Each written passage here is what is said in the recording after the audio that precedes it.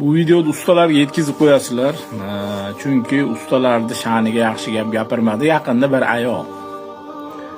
bir ayolda uyda ish qildik. Hunarmandligimizni hamma biladi.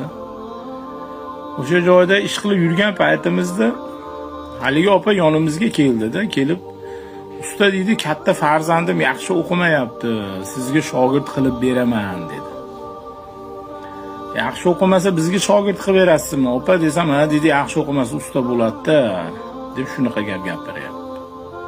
Shunda opaga aytdim, opa dedim, yaxshi o'qimasa biz ham ishga olmaymiz dedim. Desam, nega olmaysizlar dedi. Yaxshi o'qimagan boladan usta chiqmaydi dedim. Desam, qiziq gapirdingiz, nima uchun buni deyapsiz? Yaxshi o'qimaganlarda oldik dedim. Sal ozgina hunar o'rganadi, o'zi usta bo'lib chiqib ishini qilib yuribdi. Ustadan na duo oladi, na bir rozi rizochilik oladi. Biz 10 mingga qilayotgan ishimizni 7 ming, 6 mingga qilib bizni narxlarni ham tushiryapti. Pul tomonlama ham bizga ziyon beryapti. Biroqlarning uyda yomon ish qilib, ustalarda sha'niga ham yaxshi gap olib bermayapti bular. Ana shuning uchun dedim, o'qimaganlarni biz ham ishga olmaymiz.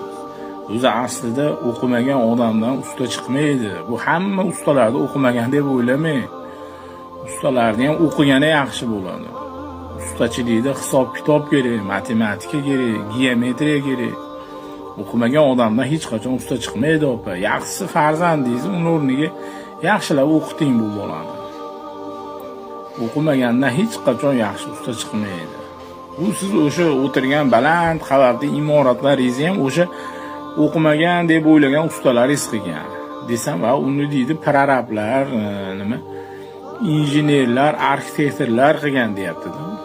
Prorab, injener, arxitektorlarni biror marta bir paqirda loy ko'tarib, yo'qsa g'ish ko'tarib yurganini ko'rganmisiz desam, yo'q dedi, ular chiroyli kiyinib yuradi. Yo'q deydi, ha to'g'ri, ular chiroyli kiyinib yuradi, g'ish ko'tarmaydi, loy ko'tarmaydi. Hammasini siz o'qimagan deb o'ylagan ustalar qiladi, opa dedim.